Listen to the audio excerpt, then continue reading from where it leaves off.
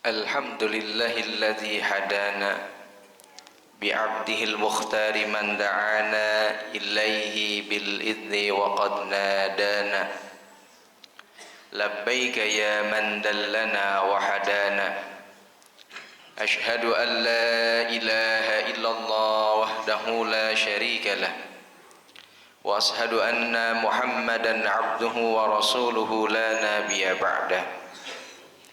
Allahumma salli wa sallim ala sayyidina Muhammadin al-fatihi lima ughliqa wal khatimi lima sabaqa nasiril haqqi bil haqqi wal hadi ila siratikal mustaqim wa ala alihi wa sahbihi haqqa qadrihi wa miqdarihi al-azim. Amma ba'du fa ya ibadallah usikum wa nafsi bitaqwallahi faqad fazal muttaqun. Kama qala Allah Ta'ala fi kitabihil karim, a'udzu billahi minasy syaithanir rajim. Ya ayyuhan nasu u'budu rabbakumul ladzi khalaqakum wal ladzina min qablikum la'allakum tattaqun. Wa qala an-nabiy sallallahu alaihi wasallam ittaqullaha haitsu ma kunta wa atbi sayyi'atil hasanati tamhuha wa khaliqin nasi ahsanuhum khuluqa. Hadirin sidang salat Jumat rahimakumullah. Keberhasilan seseorang mukmin dalam menggapai ibadah, baik ibadah yang wajib maupun yang sunnah, baik ibadah mahdhah atau ghairu mahdhah, itu tercermin pada akhlak. Rasulullah sallallahu alaihi wasallam bersabda, akmalul mu'minina imanan ahsanuhum khuluqa. Seorang mukmin yang memiliki kecerdasan iman, yang paling sempurna imannya adalah akhlaknya bagus. Semakin banyak ibadah yang ia lakukan, sebanyak-banyaknya rakaat yang ia kerjakan, tilawatil Quran yang ia baca, sedekah infak yang ia keluarkan, itu tercermin ibadahnya nampak pada akhlaknya. Ketika seseorang banyak ibadahnya namun buruk akhlaknya, maka ibadah tersebut akan mendapatkan ketidakberuntungan baik di dunia maupun di akhirat. Rasulullah sallallahu alaihi wasallam pernah ditanya, ma aksarun nas yadkhulunal jannah, apa yang menyebabkan paling banyak manusia masuk ke dalam surganya Allah Subhanahu wa taala? Rasulullah menjawab, taqwa minhum wa husnul khuluq, bertakwa kepada Allah dan yang paling bagus akhlaknya. Banyaknya ibadah tidaklah menjadi seseorang sombong dan angkuh. Banyaknya gemar berinfak dan bersedekah bukanlah merasa dirinya yang paling kaya raya. Ibadah yang kita lakukan, baik ibadah sunnah maupun ibadah wajib, itu menjadikan akhlak kita indah, akhlak terhadap Allah, akhlak terhadap Rasulullah, dan akhlak terhadap sesama. Dan cerminan akhlak itu ada pada sanubari yang ada pada diri kita yang disebut dengan qalbun, hati. Ramadan yang kita kerjakan sebulan penuh itu merupakan training bagi diri kita agar membersihkan jiwa raga kita dari penyakit hati.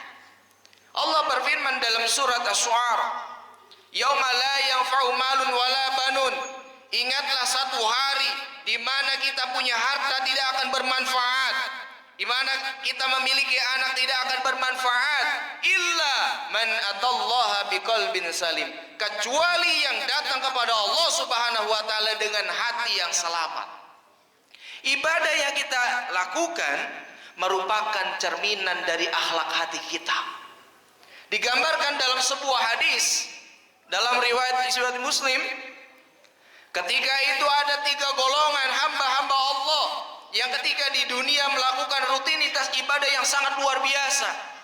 Golongan yang pertama adalah ahli ilmu yang mengajarkan ilmu-ilmunya Allah, mengajarkan Al-Quran ketika di dunia, berjumpa berhadapan Allah Subhanahu wa taala, lalu Allah berfirman kepadanya, "Ya ibadi, wahai hambaku, apa yang telah engkau bawa?" Golongan pertama itu menjawab, aku membawa pahala ilmu, mengajarkan ilmu ketika di dunia. Lalu Allah berfirman kepadanya, kadzabta, engkau berdusta wahai hambaku. Tidaklah engkau mengajarkan ilmu ketika di dunia, tidaklah engkau mengajarkan Al-Quran ketika di dunia, melainkan engkau ingin disebut orang alim. Maka predikat alim itu telah engkau dapatkan di dunia, dan di akhirat engkau tidak mendapatkan apa-apa. Masuklah engkau ke dalam neraka. Datang golongan kedua, ketika di dunia gemar berinfak, gemar bersedekah. Allah berfirman kepadanya, apa yang kau bawa wahai hambaku? Hamba itu menjawab, aku membawa pahala bersedekah, berinfak ketika di dunia. Lalu Allah berfirman kepadanya, kadzabta, engkau berdusta wahai hambaku. Tidaklah engkau berinfak, tidaklah engkau bersedekah, melainkan engkau ingin disebut seorang dermawan ketika di dunia. Maka predikat dermawan itu telah engkau dapatkan ketika di dunia, dan engkau di akhirat tidak mendapatkan apa-apa. Masuklah dalam neraka. Datang golongan ketiga, yang ketika di dunia membawa pahala jihad. Allah berfirman kepadanya, wahai hambaku, apa yang telah engkau bawa? Golongan ketiga itu menjawab di hadapan Allah, aku membawa pahala jihad ketika di dunia. Lalu Allah berfirman kepadanya, kadzabta, engkau berdusta wahai hambaku. Tidaklah engkau berjihad ketika di dunia, melainkan engkau ingin disebut seorang pahlawan. Maka pahlawan itu telah engkau dapatkan ketika di dunia, dan di akhirat engkau tidak mendapatkan apa-apa. Hadirin sidang salat Jumat rahimakumullah. Apa yang menyebabkan tiga amalan ini ditolak oleh Allah Subhanahu wa taala? Sedangkan tiga amalan ini sangat berkualitas dan sangat dianjurkan oleh Allah dan Rasulnya. Mengajarkan ilmu Allah, mengajarkan Al-Quran ketika di dunia. Bukankah Rasulullah telah sampaikan, al-mahiru bil Qur'ani ma safaratil kiramil barara. Orang yang pandai membaca Al-Quran akan tinggal bersama malaikat yang mulia. Bahkan Rasulullah sampaikan, khairukum man ta'allama al-Quran wa 'allamah. Sebaik-baik kalian adalah orang yang belajar Al-Quran dan yang mengajarkannya. Berinfak, bersedekah, anjuran dari Rasulullah SAW. Bahkan Allah perintahkan di dalam Al-Quran. Begitupun jihad memiliki keutamaan yang sangat luar biasa di hadapan Allah Subhanahu wa taala. Namun kenapa tiga amalan ini justru ditolak oleh Allah Subhanahu wa taala? Penyebabnya adalah hati. Kotornya jiwanya, hatinya. Semua rangkaian ibadah dilakukan bukan semata-mata karena Allah Subhanahu wa taala. Penyebabnya adalah hati yang sakit. Ibadah yang kita lakukan ada pembersihan hati kita, semakin bagus akhlak hati kita. Maka Allah berfirman di dalam Quran surat Al-Anbiya, iqtaraba linnas, semakin dekat kepada manusia hisabuhum, perhisabannya, wa hum fi ghaflatin muridun, sedangkan manusia itu makin banyak yang lengah, banyak yang lalai kepada Allah Subhanahu wa taala. Dan di antara penyakit hati adalah kelengahan dan kelalaian. Maka Rasulullah SAW mengajarkan kepada kita tiga hal untuk menghindarkan kelengahan dan kelalaian yang ada pada diri kita. Apa yang pertama? Qassiru anil amal, pendekkan kita punya angan-angan. Selama ini hati kita jauh kepada Allah, lengah, abai dan lalai kepada Allah Subhanahu wa taala karena mengikuti tulu'ul amal, jejaknya syaitan, yaitu panjangnya angan-angan. Nanti saya akan gemar ke masjid sholat berjamaah jika usia saya masuk 40, jika usia saya masuk 50, jika usia saya masuk 60. Nauzubillah, belum masuk usia sekian sudah Allah cabut nyawanya. Nauzubillah, kerugian yang ia dapatkan. Maka Allah berfirman, fattaqullaha mastata'tum, bertakwalah kepada Allah semampunya. Jika saat ini Allah telah memberikan keberuntungan, kebaikan dari waktu, kesehatan dan lain sebagainya, maka segerakan kebaikan itu. Jika saat ini Allah telah memberikan kesempatan kepada kita untuk melakukan ibadah, maka lakukan ibadah itu semampu yang kita kerjakan. Jangan menunda-nunda, karena menunda-nunda merupakan tulul amal yang datang dari syaitan. Yang kedua, Rasulullah SAW sampaikan adalah asbitul ajala baina absarikum, letakkan di antara kedua mata kita kematian, agar terhindarkan kelengahan dan kelalaian yang ada pada jiwa kita, pada hati kita. Senantiasa letakkan kematian itu di antara kedua mata kita. Selama ini kita selalu lupa bahwa diri ini akan terkujur kaku. Selama ini kita lupa bahwa diri ini akan dibungkus dan kain kapan. Selama ini kita selalu berpikir bagaimana memiliki kehidupan, kebahagiaan ketika di dunia. Namun jauh kita berpikir bagaimana ketika nanti Allah hidupkan kita di dalam kubur. Bagaimana ketika kita kumpulkan di padang mahsyar penuh dengan kebahagiaan dan pertolongan syafaat dari baginda Nabi Muhammad SAW. Maka letakkan kematian di antara kedua mata kita. Sebab mata ini selalu memandang kenikmatan dunia dengan penuh khianat. Selalu mata ini melihat kenikmatan dunia itu tidak pernah ada puasnya. Mata ini memandang kenikmatan dunia akan puas ketika mata ini dipenuhi dengan tanah. Namun mata ini ketika tidak dipenuhi dengan tanah, Rasulullah bersabda, Bani Adam zahiban wadian. Jika Bani Adam itu diberikan satu lembah emas oleh Allah Subhanahu wa taala, niscaya Bani Adam itu akan minta kepada Allah 2 lembah emas. Mata ini tidak akan pandai bersyukur kecuali mata ini akan ingat dengan kematian. Siapa yang akan menjamin kita keluar dari masjid ini dalam keadaan sehat? Siapa yang akan menjamin kita keluar dari masjid ini masih bernyawa? Dengan mengingat kematian, dengan menaruh kematian di antara kedua mata kita, hati ini akan terselamatkan. Hati ini akan terselamatkan dari kelengah dan kelalaian, sehingga diri ini akan dekat dan beribadah kepada Allah. Maka akan menyatukan ibadah yang kita lakukan itu semata-mata ingin mendapatkan ridho dan rahmat Allah Subhanahu wa taala. Yang ketiga hadirin, Rasulullah SAW sampaikan, istahyu minallahil haq, tanamkan jiwa rasa malu kepada Allah semalu-malunya. Karena malu itu bagian daripada iman.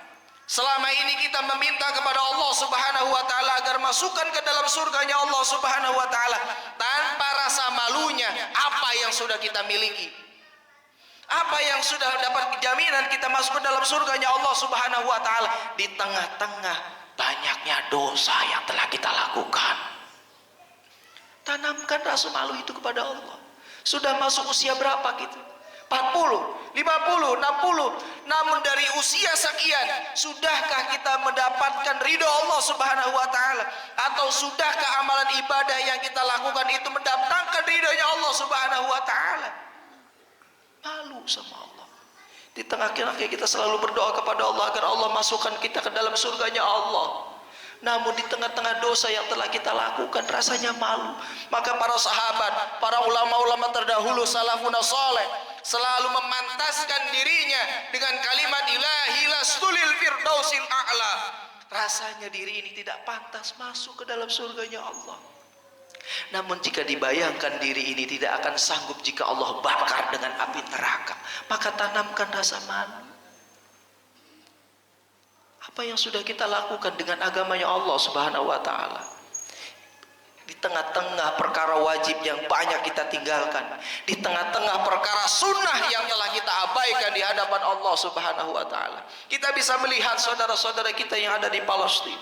Mereka dalam keadaan sedih, dalam keadaan yang sangat luar biasa, namun mereka masih menyempatkan membaca Al-Quran, mereka masih menyempatkan sholat berjamaah. Kita yang dipenuhi dengan anugerah dan kenikmatan yang sangat luar biasa, terkadang panggilan azan masih saja diabaikan. Di mana rasa malu kita di hadapan Allah dan Rasulnya? Kita masih meninggalkan perkara wajib dan sunnah. Mudah-mudahan Allah selamatkan hati kita. Mudah-mudahan Allah selamatkan dengan ridho dan kasih sayangnya. Allah terima semua amalan ibadah kita. Barakallahu li wa lakum fil Qur'anil azim wa nafa'ani wa iyyakum bima fihi min ayati wa dzikril hakim wa taqabbalallahu minna wa minkum tilawatahu innahu huwas samiul alim wastaghfiru innahu huwal ghafurur rahim.